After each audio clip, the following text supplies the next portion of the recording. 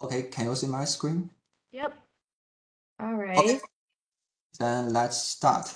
All right. Hello and welcome. My name is Xuyuan Tang, and I'm an assistant professor at Peking University in China, and also an IEEE SSCS Young Professionals Committee member.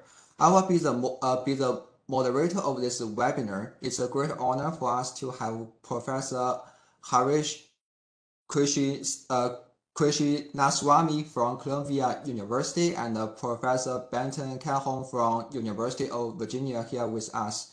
They will share us their experience of transforming academic research into commercial venture. But before we kick off this webinar, I will start with a short introduction of who we are and what we do. As young professionals and students, you make up more than 30% of our overall membership, and you are the future of IEEE SSCS. As the SSCS Young Professionals Committee, we strive to address the different needs and interests of our younger members with initiatives like this webinar today. Here presents some selected benefits of the SSCS membership for young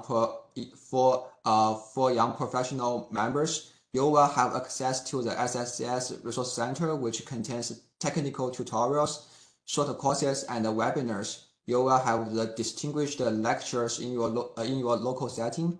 There are opportunities to apply for various grants and awards. You will be able to develop leadership skills and make professional connections by becoming a local or global young professional leader. We also have SSCS Young Professional networking event at the top conferences. In addition, we have this new online mentoring platform. It helps you connect with mentors around the world virtually. Here shows some activities that our committee has worked on. We had this young professionals and women in circuits mentoring event as a part of ASIC last year at Milan.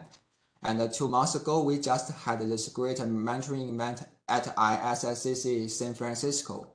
The upcoming mentoring event would be hosted in CICC San Antonio, Texas. It will happen on April 25th, which is a couple of days from today, and we will have a panel discussion on how to strive and maintain passion over a long career life, followed by a mentorship breakout. And it will be open to all SSCS members and CICC attendees. And also stay tuned for the VRSI mentoring event, which will be hosted in Kyoto, Japan. Since 2020, we have hosted webinars for Young Excellence, which is a quarterly webinar series dedicated but not limited to young professional members. Currently, there are 6 committee members to operate this webinar, and we focus on technical tutorials and developments.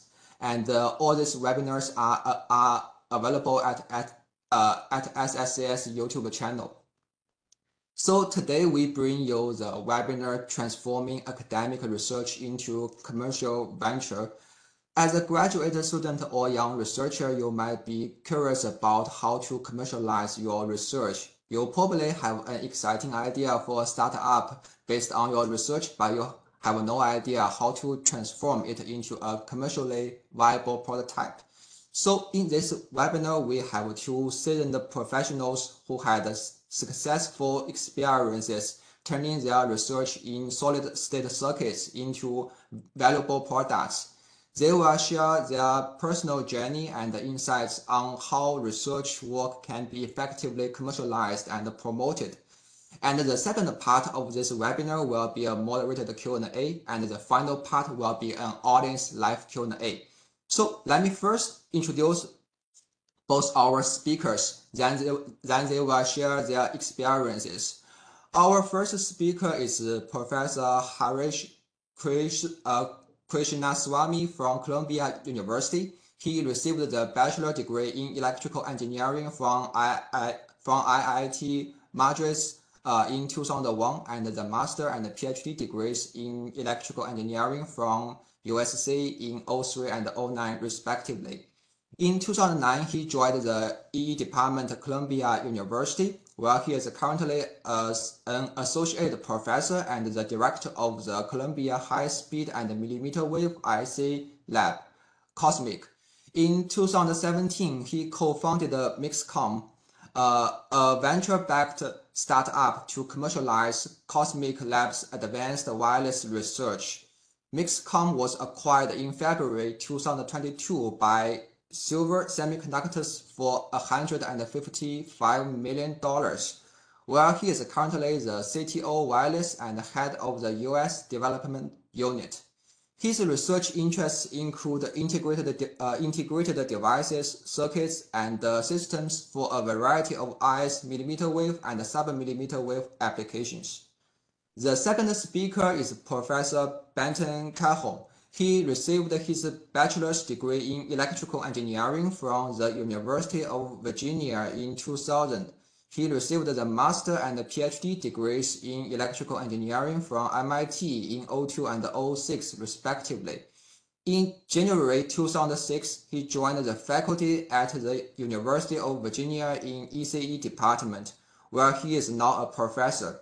His research has emphasized energy-efficient and subthreshold circuit design for self-powered, battery-less wireless sensing systems.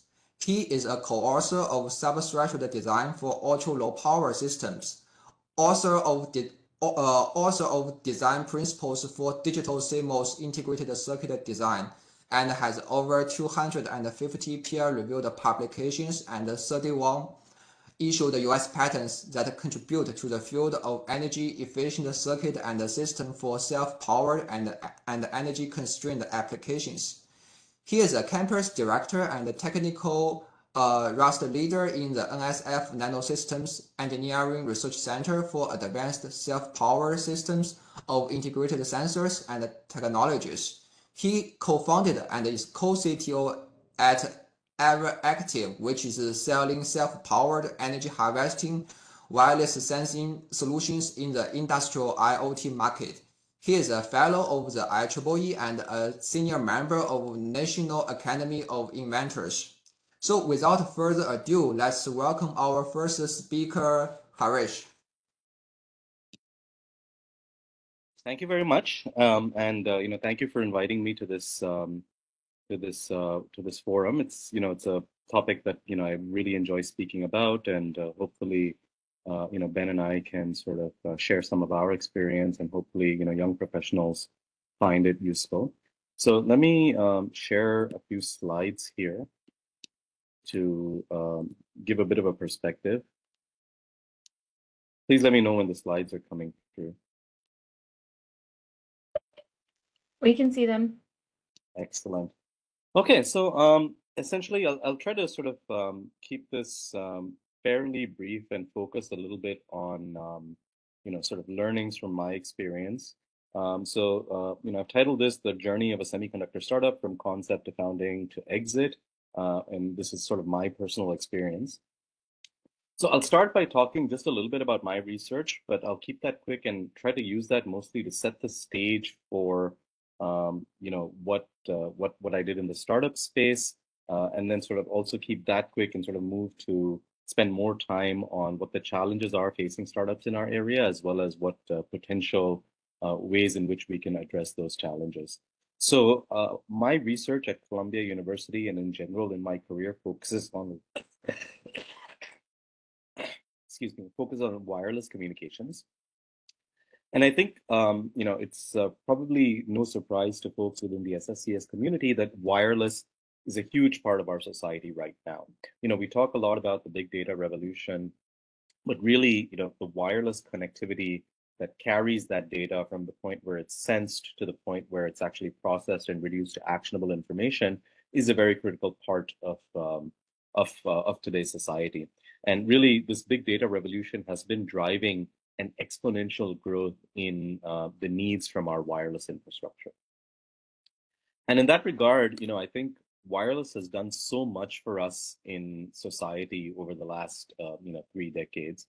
And I like to think that we've actually been through a few wireless revolutions already, and we're on the verge of a third wireless revolution. So in the 1990s to 2000, we saw the first wireless revolution, which I like to think of as the mobile wireless communication revolution, where cell phones essentially enabled us to be instantly connected to anybody across the world. So you can instantly talk to anybody across the world. It sort of led to people being connected to each other in an unprecedented way. And this was sort of contemporaneous with 1G and 2G technologies. Then the next couple of decades from 2000 to 2020 saw what I like to think of as the mobile wireless data revolution.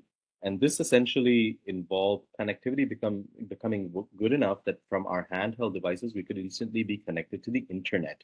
And so we suddenly had vast amounts of information available to us and on our handheld devices, on our cell phones, on our tablets, etc. And this was sort of contemporaneous with the rollout of 3G and 4G technology. And where I think we are today is at the start of a third wireless revolution, which I call the mobile wireless reality revolution, where 5G and next G wireless technologies are enabling new things for us that are even beyond communicating with people or connecting to the internet. And that is actually being able to experience the world in new ways. Wireless is able to connect us to the real world in ways that were not possible before, whether it is through virtual and augmented reality, whether it's through radar and imaging sensors, whether it's through gesture recognition devices. And I think these are the new exciting applications that will drive wireless technologies. And these are the underlying applications that inform my research. My research focuses on new wireless paradigms that sort of underpin 5G and now, thinking about 6G and next G wireless technologies. So, I've worked on millimeter wave, I've worked on massive MIMO, I've worked on full duplex technology. There are others such as spatial modulation, which are still sort of, in the theoretical framework and have not yet made their way into practice. My research has focused on innovations at the chip design level that would enable these new wireless communication paradigms.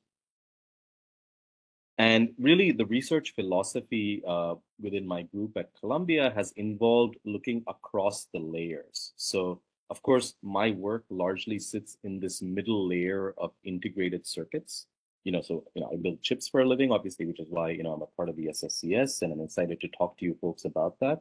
But we really look to draw inspiration from one layer below, which is the realm of physics, electromagnetics, devices, as well as one layer above, which is the realm of systems, communications, networks, etc., to see what innovations we can bring into the chip level that would enable these new forms of wireless communications. And specifically about my experience with startups. So within my group at Columbia University, we had done some research on power amplifiers at millimeter wave. Specifically, we looked at these stacked power amplifiers that could be built in RF-SOI CMOS.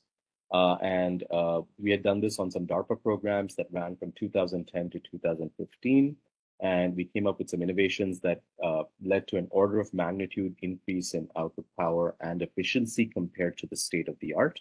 And in 2017, I co-founded a startup called MixCom, which essentially took this technology and brought it to market for 5G millimeter wave, as well as satellite communication applications. And so we were at it for about 5 years. We brought the technology to market, came out with products, won customers, grew revenue.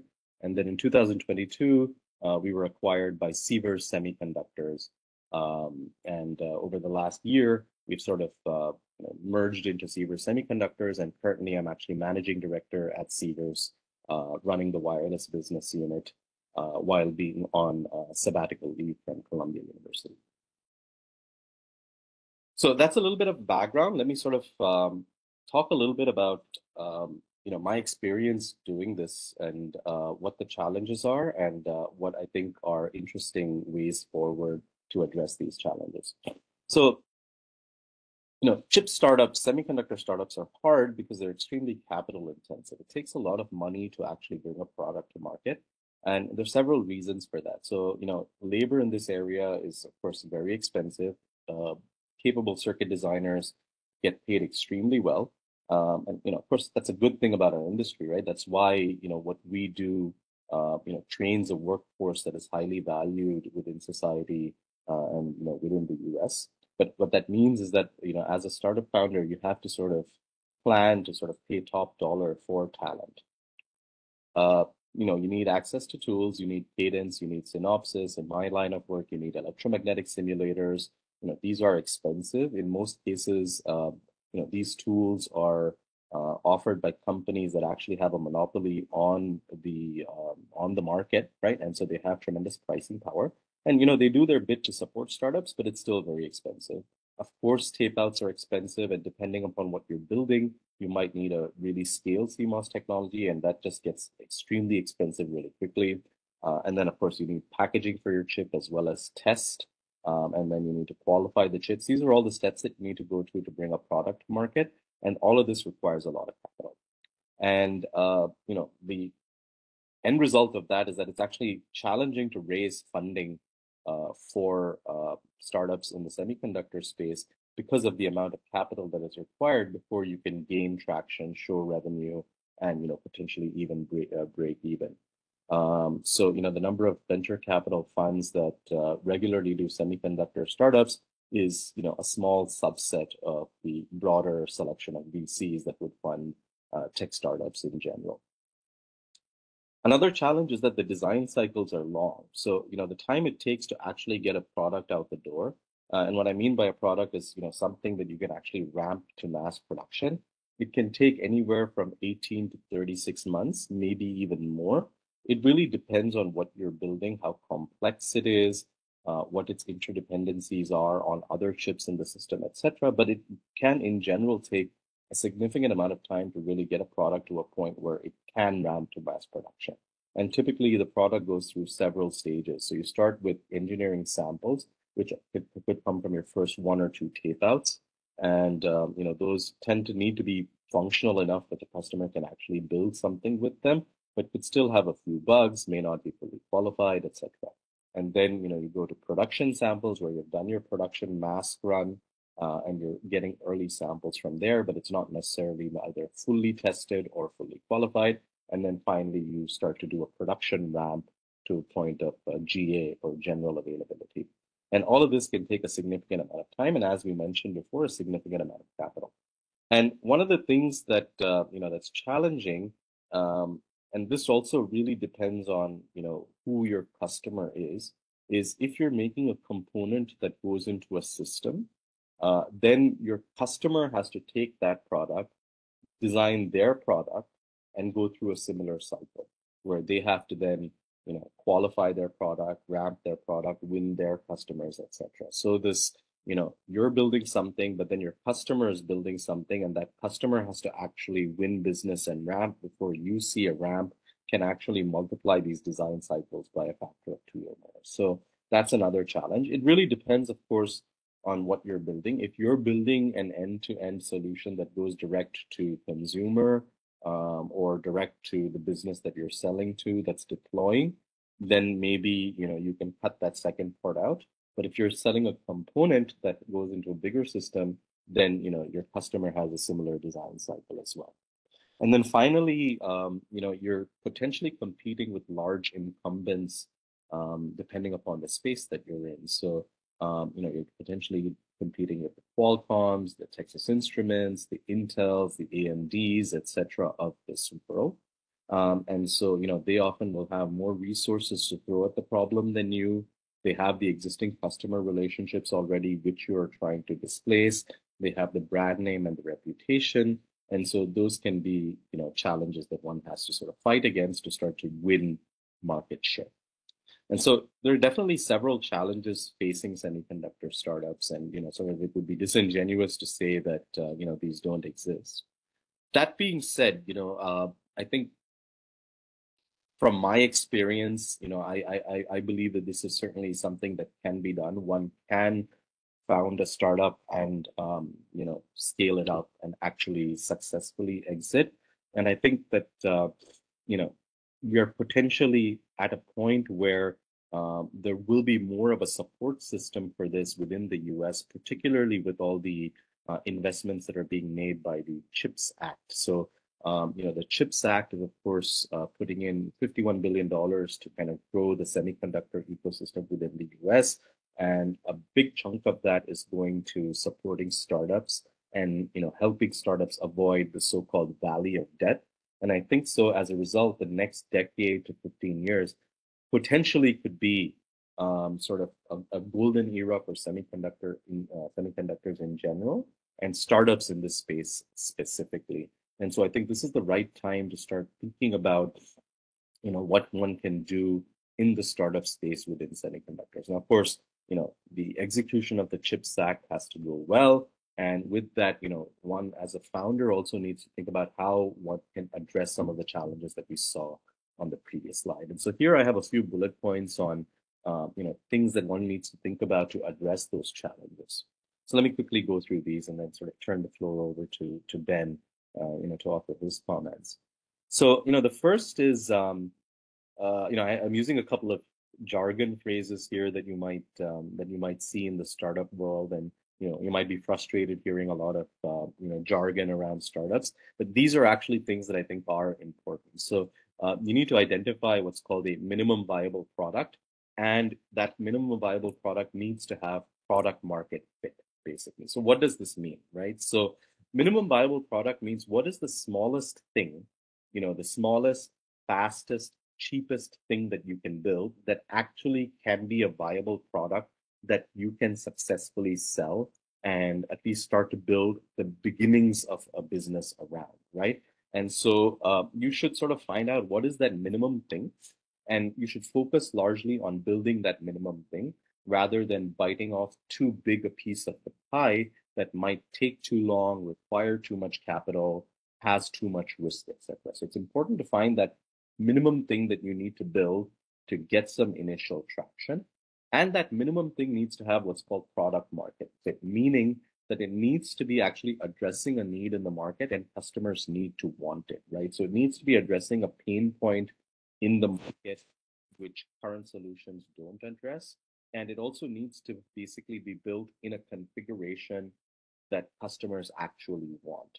And this was actually a big challenge for us within MixComm product market fit, where we raised our first round of funding. So MixComm, we totally raised around $15 million, not actually a large amount at all by any stretch for semiconductor startups. Our first round was sort of a small round of $2.5 million. And we actually spent 6 months building the wrong thing in that first round. We were going after the 60 gigahertz market, which was a judgment error.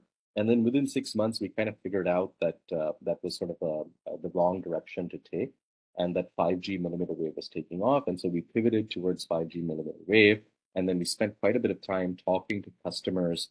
And it's important to talk to as many customers, as many partners, as many advisors, as many experienced founders as you possibly can to kind of understand what that what that product is that the market wants, right? What is that minimum viable product that has product market fit? And so we spoke to customers, we figured out exactly what the chip needed to do that they wanted, what the interface needed to be, what the specs needed to be that they wanted, what is it that they weren't getting from competitors, and then we went ahead and started building that. And often, to me, that is the biggest challenge, right? I mean, I think, in our community, we train excellent people who can build things and build things well. Often it is knowing what to build, which is the bigger challenge, rather than actually building it once you know what it is that you need to build. The second point is to sort of bootstrap as much as possible and raise what you need, right? Often folks go out and try to sort of raise too much money. And of course, if you have the background to do that, if you have prior successful exits, if you have some customer traction, if you have sort of the fundamentals to raise large amounts of money, then of course, you should do that. But, if you're a first-time founder, if it's your first time doing this, it's going to be hard to raise money. Certainly within today's economic climate, it is hard to raise money. And so it's important to first bootstrap, meaning do as much as you can within university settings, for instance. But of course, be careful about the legality of what you're doing. Be careful about the IP implications of doing work under funded programs, but see how much you can de-risk within the comfort of a university setting before sort of venturing out into the big bad world of startups, which is very unforgiving. And then even when you do venture out into the startup world, you can raise non-dilutive funding that basically doesn't dilute your share of the company, as well as funding that doesn't come with a clock associated with when you actually have to show results to sort of unlock another tranche of funding or whatever. And so this could be through, again, federal programs, whether it's DARPA awards or so on, SBIRs, STTRs. So it's important to sort of bootstrap your startup as much as possible, because that gives you, that de-risks your technology and gives you a foundation off of which you can grow. And then once you raise money, raise what you need to get to that next valuation inflection point, right? Raise what you need to get to a milestone that takes your company to the next level, right? That allows you to sort of more meaningfully engage with customers, as well as allows you to have a higher valuation on which you can raise more money. Now, of course, you need to add some margin to that. So if your business plan says you need $10 million, add some margin, try to raise 12.5, 15, whatever, right? But don't go out and raise $50 million if you don't have the underlying fundamentals to do that, whether it is prior experience, the existence of a management team, customers, etc. Very important to be agile and nimble, right? Don't be afraid to pivot once you have conviction that a direction is not working. You need that conviction, though. You need to know, okay, what I'm doing is not working. It's time to move in another direction. We did that 6 months into the startup, where we realized 60 gigahertz was not the way to go. 5G millimeter was where it's at, but then you need to be able to be agile enough to very quickly change direction. Certainly at an early stage in the startup. It obviously gets harder to do that as you go further down the road with your startup and you have more momentum, but certainly at an early stage, be agile and nimble. And then finally, it's all about identifying a market opportunity and the timing associated with that market opportunity. So you need to find an opportunity that you're entering into the right time. Because, of course, as we saw in the previous slide, it's hard to compete with incumbents, with large incumbents. And so what you really need is a market opportunity where there's definitely strong potential for significant sales. But for one reason or the other, the incumbents are a little behind. They're a little flat-footed. They aren't sort of moving fast enough. And in our case, that was 5G millimeter wave, or millimeter wave in general. Millimeter wave was a big departure from what was being done in 4G and 3G, which was all sub 6 gigahertz. So suddenly, the system was going towards 10 times higher frequency at 28 gigahertz, 39 gigahertz.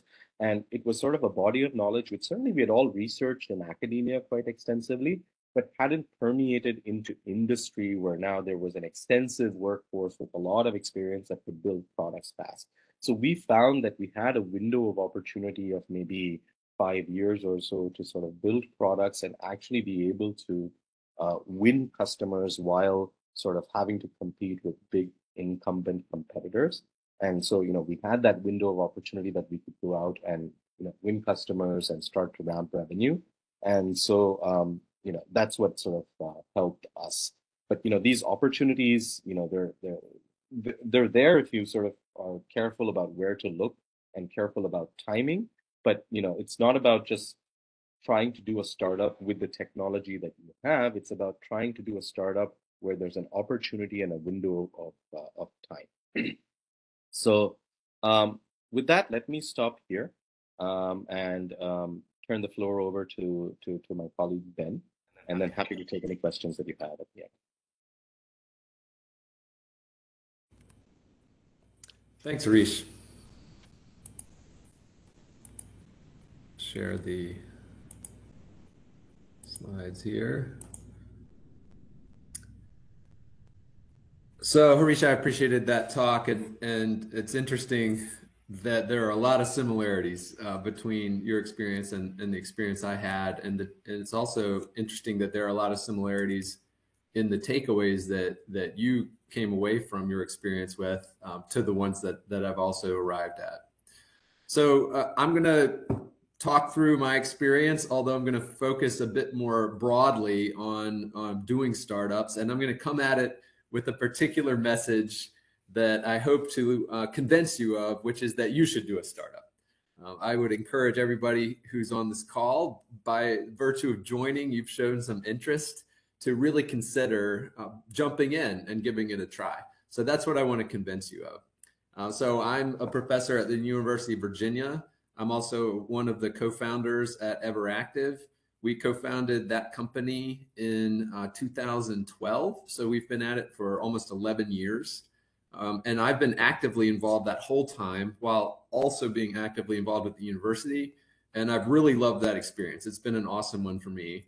And I've had a lot of personal growth and a ton of learning, and in the face of challenges, which is, I think, what I've really enjoyed about doing this startup, and why I hope to convince you that you should do a startup. Now, you might view this as a somewhat of a tactical blunder, but I'm going to start off by giving a different message. Don't do a startup. It's a terrible idea. And this is the message that I heard when I first had the thought of doing a startup. So the person pictured here is Brendan Richardson. He had a background in the venture capital space. He had been out in California working as a venture capitalist for 17 years, but was back at the University of Virginia teaching in the comm school. And someone put me in touch with him when I was considering doing a startup. And he came in and had a meeting with me to basically convince me, this is a quote from Brendan, "You shouldn't do this. It's a terrible idea." He said, to do a chip startup, it can't just be good technology. It's got to be 10x better than what's out there in the world or more. It can't just be some niche little thing. It's got to have a huge impact. And you can't just have a whiteboard idea. You need actual evidence in the form of working chips or prototypes. And you can't do anything off the wall or oddball. It has to use fairly standard practices and tools and not be super weird, or it's just not going to fly. And so he started off with this message. And I was, a little taken aback and worried by this. But as we talked about it and thought about it, we realized, well, actually, we might meet some of these criteria. And in fact, it turned out we thought we did. And actually, hearing Harish's story, I think he meets these criteria also in the company that he started, Mixcom. So, it's doable, but you have to overcome some of these challenges. And as we talked to Brendan, it turned out we convinced him, and he became our founding CEO. So we co-founded the company with him, and he helped us lead it for the first 4 or 5 years. My other technical co-founder shown here is Dave Winsloff. He's a professor at Michigan and a longtime friend of mine from graduate school. And we all used to joke, because when we first started this company, Brendan used to teach us what he called startup kindergarten. For the purposes of this talk, I'll call it Startup 101. But we knew nothing about startups. We didn't know the jargon. Like Harish said, there's a lot of it. We didn't know how to go about it. We didn't know anything about it. We just started it. Now, we were fortunate to be involved with Brendan, who did know some of those things, and was figuring out others as we went. He had never been a CEO before, but he had seen the process many times from the view of an investor. So he was figuring some of this out along the way as well. But, I want to share some of the things that we learned in Startup Kindergarten or Startup 101 that are along the lines of, don't do a startup, it's a terrible idea. So these numbers are from one of our investors, Osage University Partners. And if you're in academia and interested in a startup, I recommend that you look them up, because they are an investor who specifically specializes in funding startups that come out of universities. And so these are data-backed numbers. First of all, don't do a startup, you won't get funded. Only about 1% of deals actually get funded by VCs. If you look at all the deals that try to go meet VCs, a huge fraction of them just sort of never get heard. Some of them get heard and don't go on to due diligence. Some of them go on to due diligence but don't get funded. And when you look at that whole funnel across the numbers and across the industry, only about 1% of deals get funded. If you do get funded, you probably won't survive. If you look at the data of startups that came out over the last couple of decades, only about 10% actually survive and reach some sort of formidable exit. 90% fail. So you won't get funded, and if you do, you probably won't make it. Even if you sort of look like you're making it, you're going to have less equity than you think. And these are numbers from statistics that Osage University Partners has compiled across hundreds of university startups.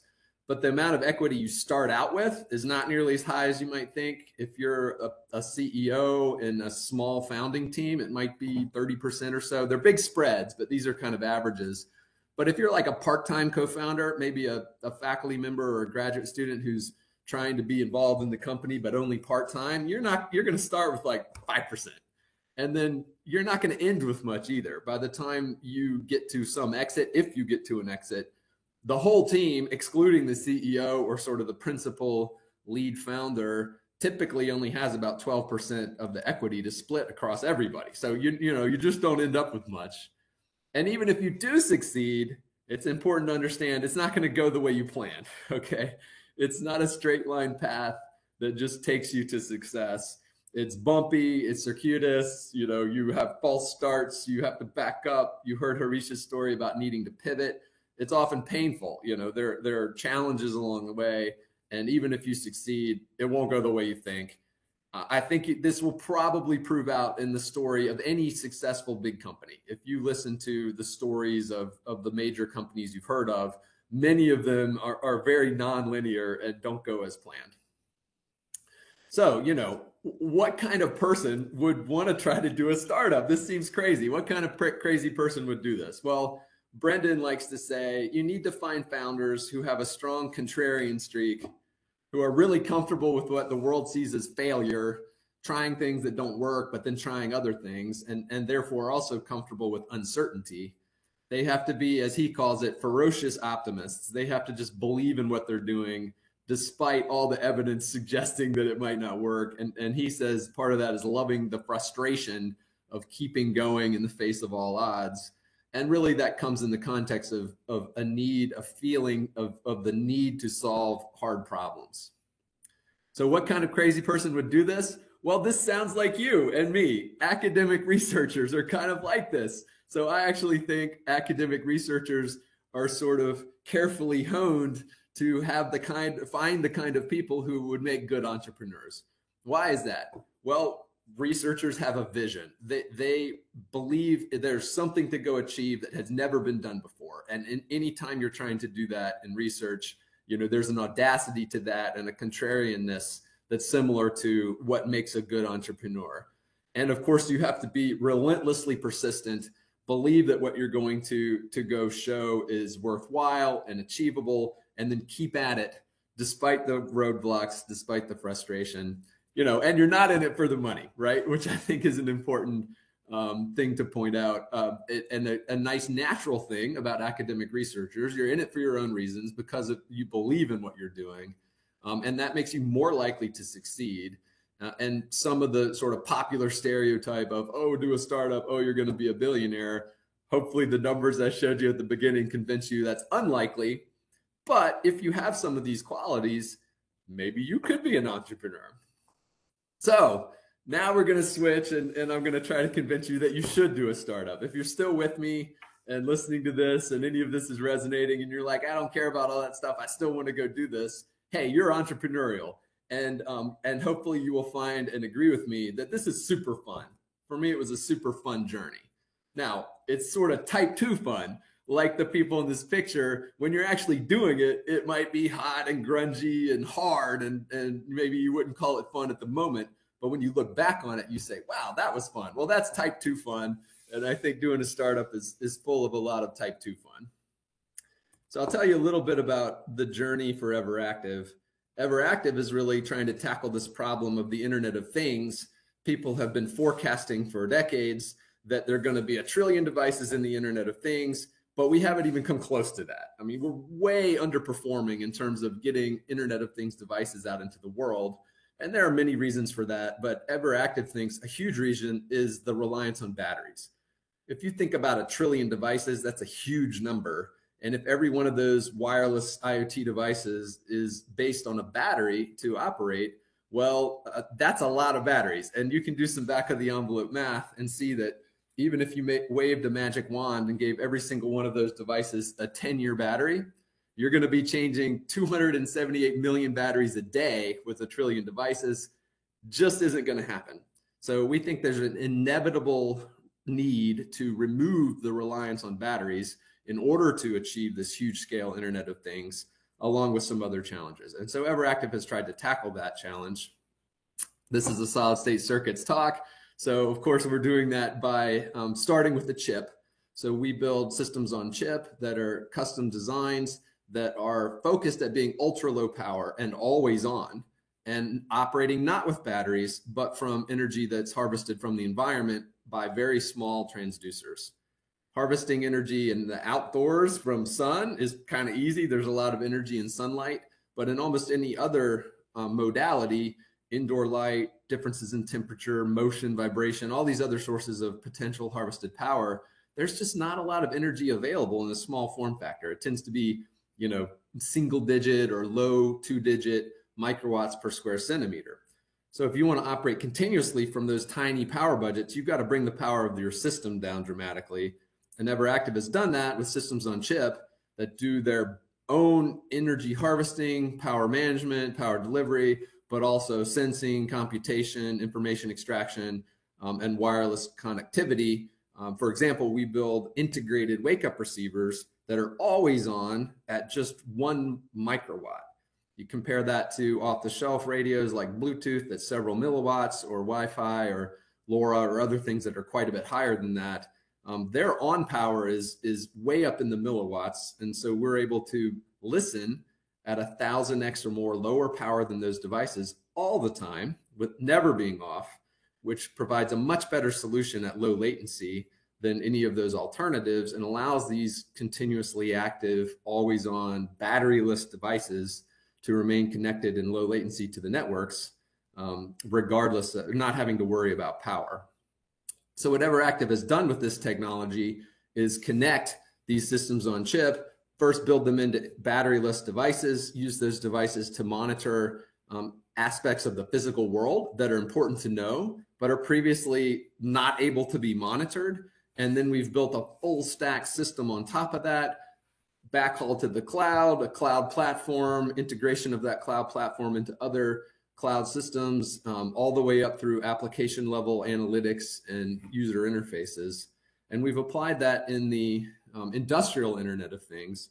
This is a picture of our first 2 products that monitor valves and steam systems called steam traps, or vibrating equipment like motors, or driven equipment like pumps.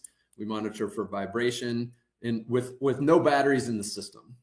We've been able to deploy these across a variety of industries and sell them both as an initial hardware sale, but then also as an ongoing and recurring revenue subscription, because since they're batteryless, we can produce an enormous amount of data from these devices. We're sending new data every minute.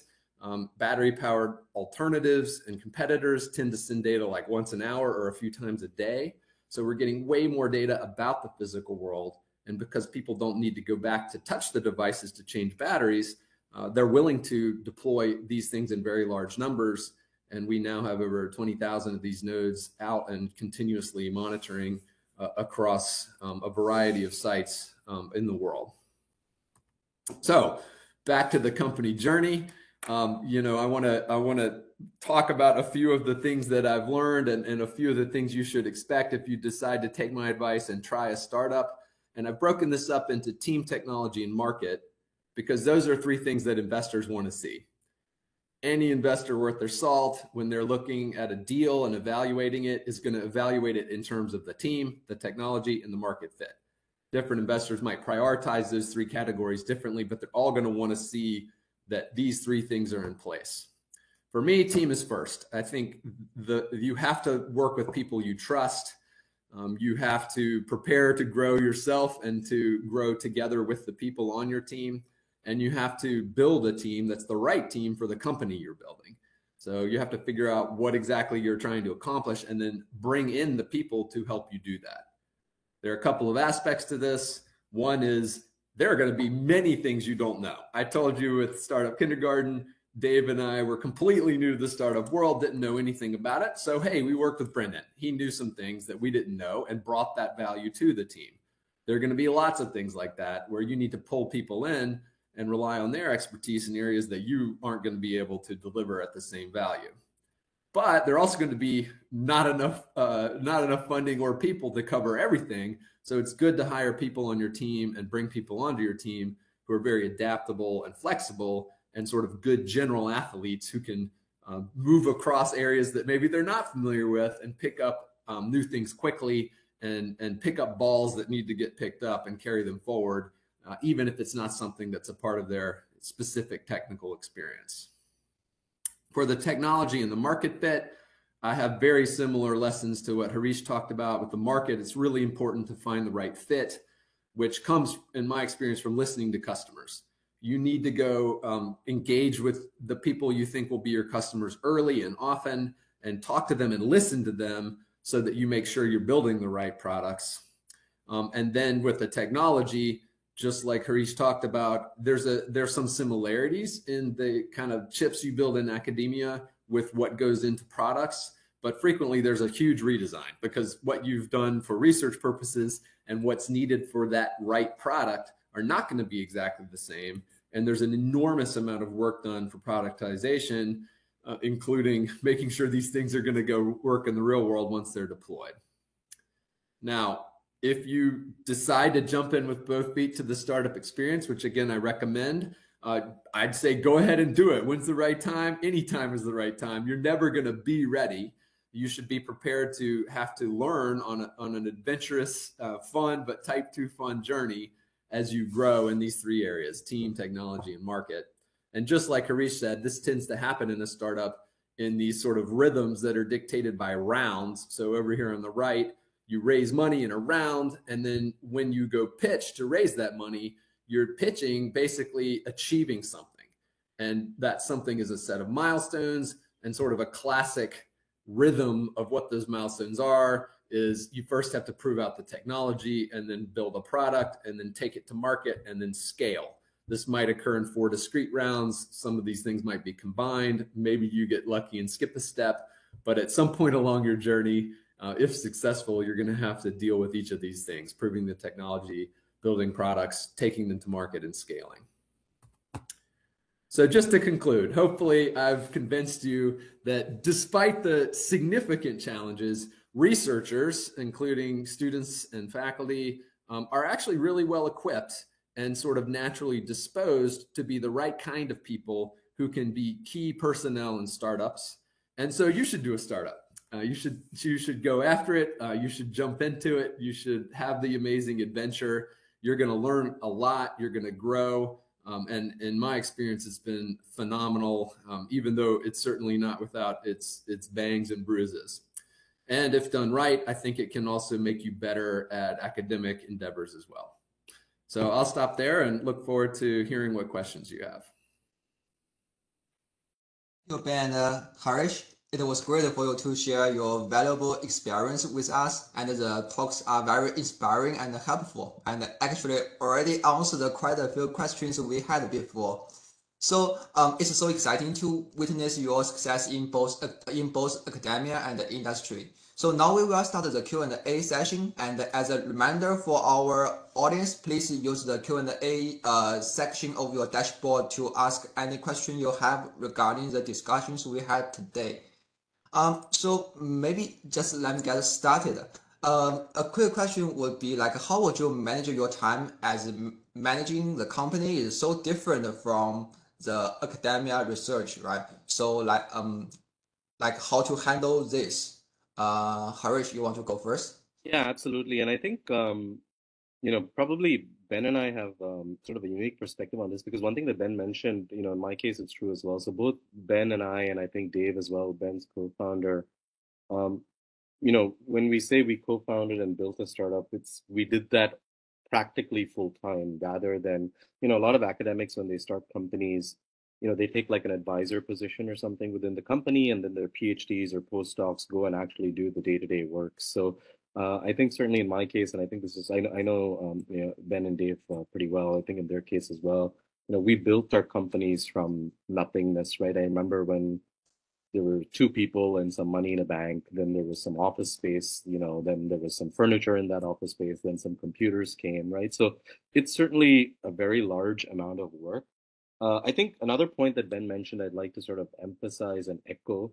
There are parallels to the academic career because when you start as a professor, particularly, it's very similar. You get a job at a university, they give you an office, they give you a lab, they give you some startup money, but then you have to go get furniture, you have to basically get computers, equipment, tools, etc. Right? So I think I would say the academic experience really helps, and there are a lot of parallels to both of those.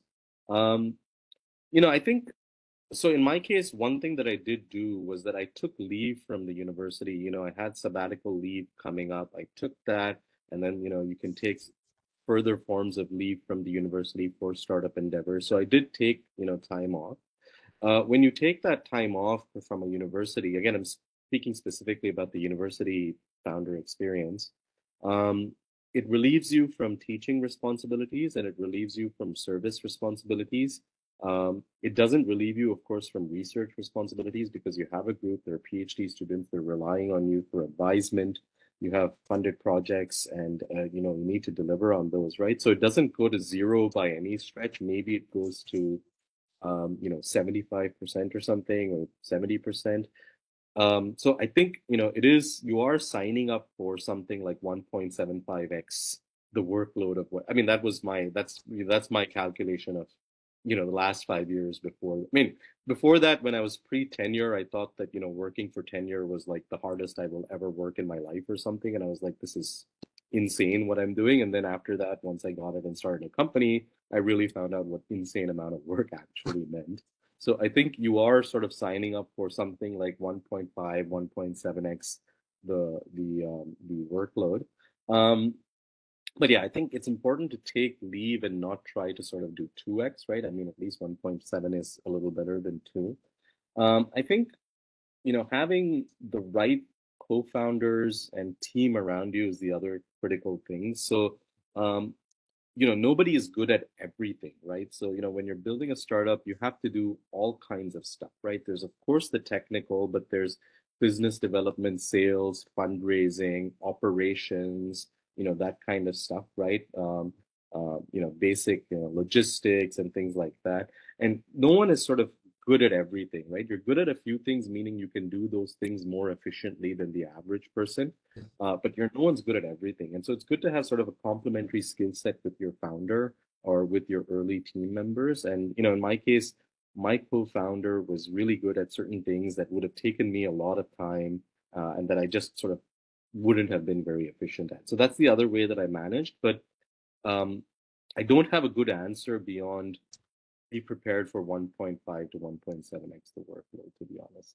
But maybe Ben has some insights which I would love to incorporate in the future, basically. Yeah, thanks, Harish. I agree with what you've said.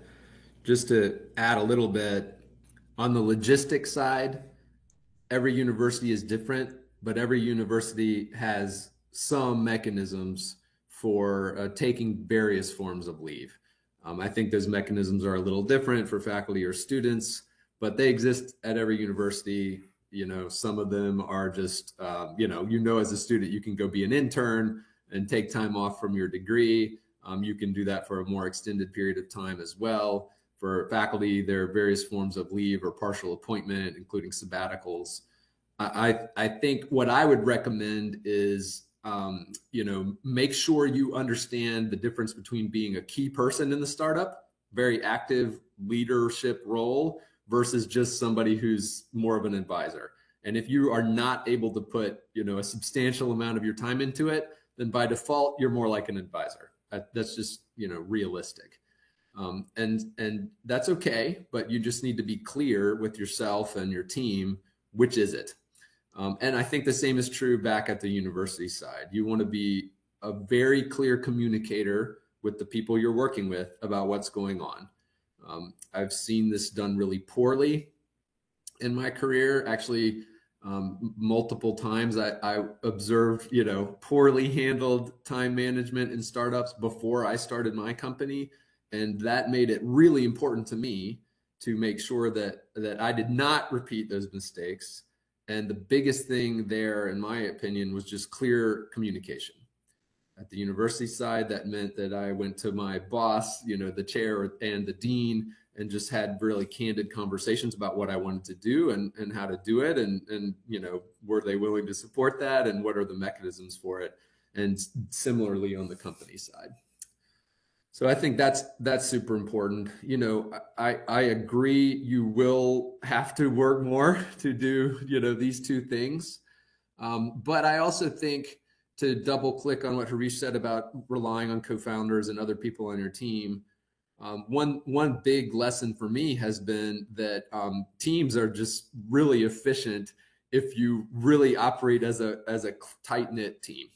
And I've seen that play out both on the company side and on the academic side.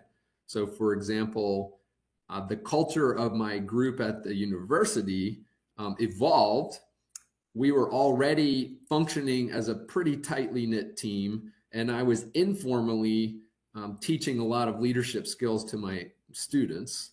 But once this started and I had to commit more of my mind share and time to the company, we hired some of my former students, and they were being really successful in the company, not just as technical people, but as leaders. They were shooting up through the leadership ranks. And I realized that the reason was some of these leadership lessons that we were doing kind of informally were actually equipping them to go run major teams, including with like decades of experienced engineers from industry, like reporting to these fairly new PhD graduates.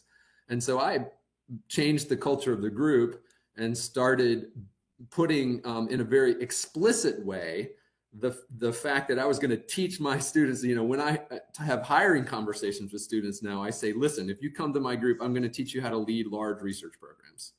And then I'm going to let you do it. And so that's what we do. My students learn to do that from day one. We do it explicitly. I teach them how to do it, and then they lead the programs. And that's a win-win, because they come out with these amazing skills that they've cultivated in a training program alongside their PhD, but then they get to go lead. And because that team, can now do so much more because everybody's leading in some way, shape, or form, it frees up more of my time to be a part of the team on the company as well. Thank you, Ben, and thank you, Harish, for sharing this, and thank you for the very insightful tips.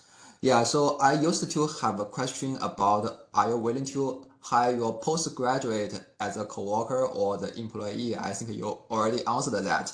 Yeah, maybe let me just roll to the next question. So we get a question from the audience, like how important is it to obtain the intellectual property right before the starting up a company? I think Harish already mentioned something. Maybe you want to elaborate more? Yeah, absolutely. I think the significance, so, IP is a broad term, right? IP includes patents, but also sort of know-how and so on and so forth, right? So, know-how and trade secrets, those are always important, right? I mean, that's sort of really what gives you your advantage, right? And so, you want to sort of transfer that over. There are various ways to transfer that over. There's the commercial agreement with the university, but there's also the people, right? And so I think it's definitely useful, if your students and postdocs actually also join the company and if they're motivated to do so. Patents, I think the significance of patents depends on exactly what one is doing. And here, I mean, as I'm sure Ben will have an interesting perspective. So, we at Mixcom, we were primarily, sort of a chip company, right? Our innovation was in the circuits and the chip. We had some system aspect to what we were doing, but not as much as, for instance, Everactive. In the chip and circuit space, patents are not as useful as an offensive tool because it's very hard to figure out if someone's infringing your patent because, how do you know what's in a chip, right? Now, of course, you can pay, companies to sort of reverse engineer chips and so on, but, that takes time, it's expensive, and it's also not sort of a smoking gun slam dunk, right? So they're sort of less useful from that perspective to sort of as an offensive tool to prevent other people from doing stuff. I think they're more useful for two other reasons. One is a patent portfolio is some signal of your innovation, right? So often VCs want to see a healthy number of patents because it's a sign that the work is innovative, whether the patents themselves are something that you would be litigating based on, right? So it's a signal of innovation that's useful at various stages, whether it's when raising money from VCs or at acquisition time when companies acquiring you, they see a large number of patents that creates the impression of innovation, basically. So that's one usefulness. In certain scenarios and certain areas, it's actually useful more as a defensive tool, meaning to sort of give you freedom to operate, right? So you can actually do these what's called FTO, freedom to operate analyses, where you can pay a company to examine your patents and say, yes, you can now go and build PLL IP, and you are reasonably safe from being sued by X, Y, and Z because your patents will protect you. And sometimes it's people actually want to see that freedom to operate kind of analysis. There are system areas, certainly in my line of work, millimeter 5G, cellular, whatever, communications, system patents that make their way into a standard, right? Like a patent for a decoder or something like that, or a modulation format. Those are insanely valuable, right? But I mean, they're hard to come by because, you'd have to sort of get your innovation into a standards body. But, if you have system concept patents that make themselves into a standard, they're really, really valuable, like truly monetizable. In circuits and chips, I think they're useful more as a sign of innovation, as well as sort of to have freedom to operate. But yeah, I think Ben will have some interesting comments here as well. Yeah, thanks, Harish. I think our views are very similar. You have to have them for the investors at first. And then at the time you're potentially looking at an exit that's an acquisition, the acquirers are going to find them valuable. Every other time, they kind of don't matter that much. What you're doing matters more than the patents, but they're a necessary activity in a startup. And I think Harish put it well. They're more evidence of innovation than anything. For a small company, you're never going to go really litigate with patents, except in rare circumstances. But a big acquirer might see them as a tool for litigation, but you need them to show innovation. I think one aspect, perhaps, of the question that's important to talk about is just the logistics with the university. If you invent something in your role at the university, most likely the university owns it. You've probably signed something that signs away your rights to inventions as part of the university to the university. That's fine. Don't worry about it. The university will own it, but your company can go talk to them and build a licensing agreement to have rights to those patents. In our case, most of those agreements give you exclusive rights. So for all intents and purposes, you can do with that IP the same kind of stuff as if you owned it, but you don't own it, but that's fine. You don't need to worry about it. And then once you have your company, you're going to invent some things under the umbrella of the company, and those will be owned by the company. There is some gray area.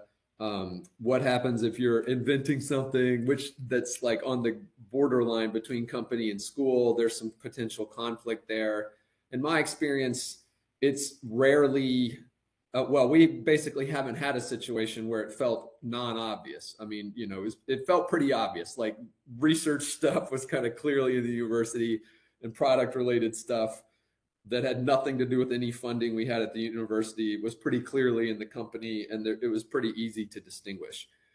If you find a situation where there's ambiguity, I'd go back to my advice about teams. Go communicate.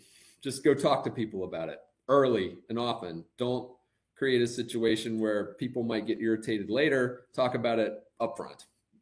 Take it head on. Makes sense. Thank you, Harish.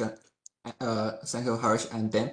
And Ben, maybe you already touched it a little bit. Like someone is asking if the startup is based on the research activity in the university. Like, what's the procedure to negotiate the mandatory proceeds portion with the university? Do you have any guidance?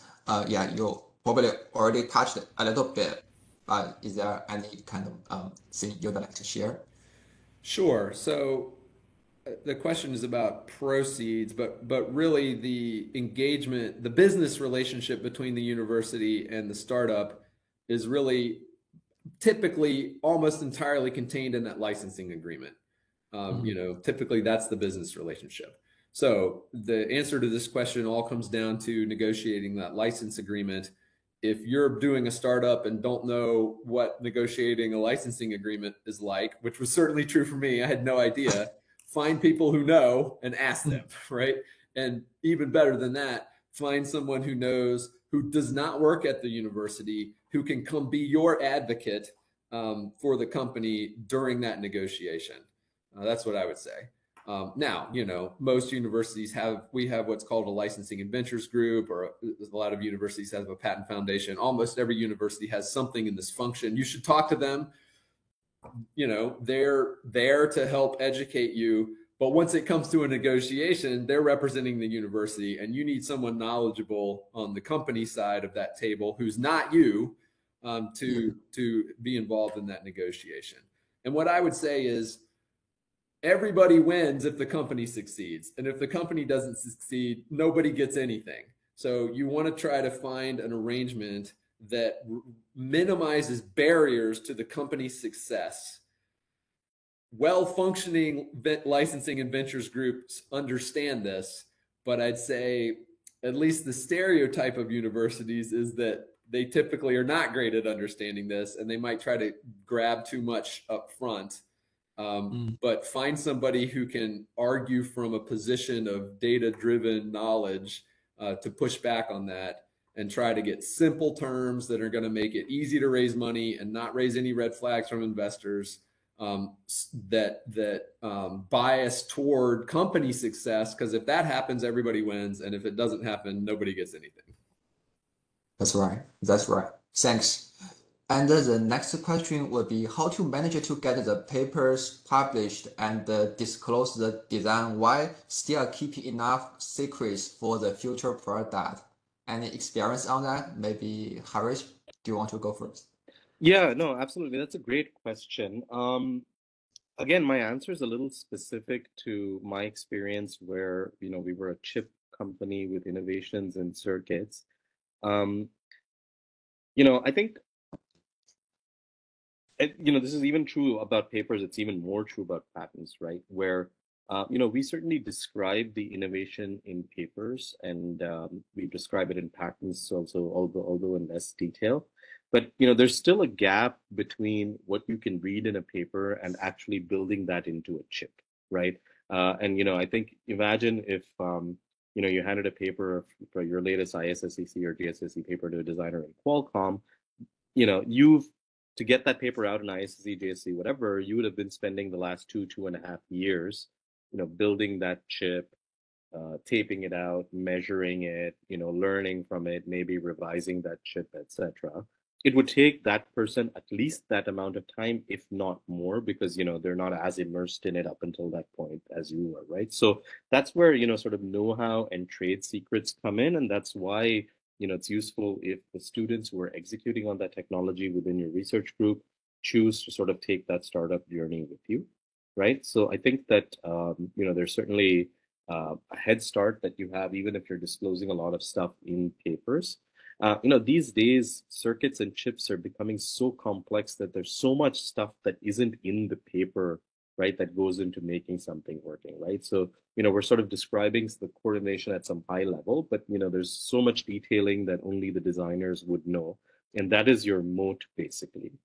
And then, I think there was another question on the chat session about productization after your academic research, right? There's so many things that we just don't even look at in academia that end up being important, and sort of specific to this, sort of RF component space where my company was, things like long-term reliability, packaging, thermal performance, mechanical performance, interfaces, control interfaces, things like that. Those are things that we, in academia, I mean, the brutally harsh way of saying about it is the chip needs to work the night before the conference paper deadline. That's it, right? In industry, it needs to work for 10 years. So there's a lot of stuff that one ends up needing to do in the company itself that adds value, and that also, builds your separation from the competitors. Nice. Yeah, Thank you, I Harish. think one important thing to add, I agree with Harish 100%. From my academic background, our bias was we kept publishing. We just published our new chip at ISSCC this year. And I don't think there's a lot of risk to that. But one really important thing is if you're going to file IP and that IP is represented in the paper, you have to make sure the IP is filed before the paper is released to the public. Once you release information to the public, it means you can no longer patent it. So you want to make sure that you get that order correct. Yeah, I think the US has 1 year of grace period, maybe, but like I'm not 100% sure. I don't think so. I mean, there are a bunch of provisions around, filing provisionals, and that sets the priority date, and there are a bunch of details. Don't screw around with it. File it before you publicize it. Yeah, I think actually it's not even when the paper appears on IEEE Explore. When you went to the conference and presented it, that's the public disclosure, and then, But, I think a good, if you find a good, if you have a good university patenting office, and if you find a good lawyer, you can send out a provisional really quickly. I mean, they can work with, you just give them some stuff and they'll put it together if they know what they're doing. And I mean, don't let the barrier to putting something together, if you have a good, stop you from filing a provisional before the conference release. Yeah. Okay, thanks for answering all these questions. I think that due to the time limitation, this concludes the audience Q&A session. And on behalf of the organizing committee, I would like to thank Harish and Ben again for sharing all your insights and all the perspectives on this topic.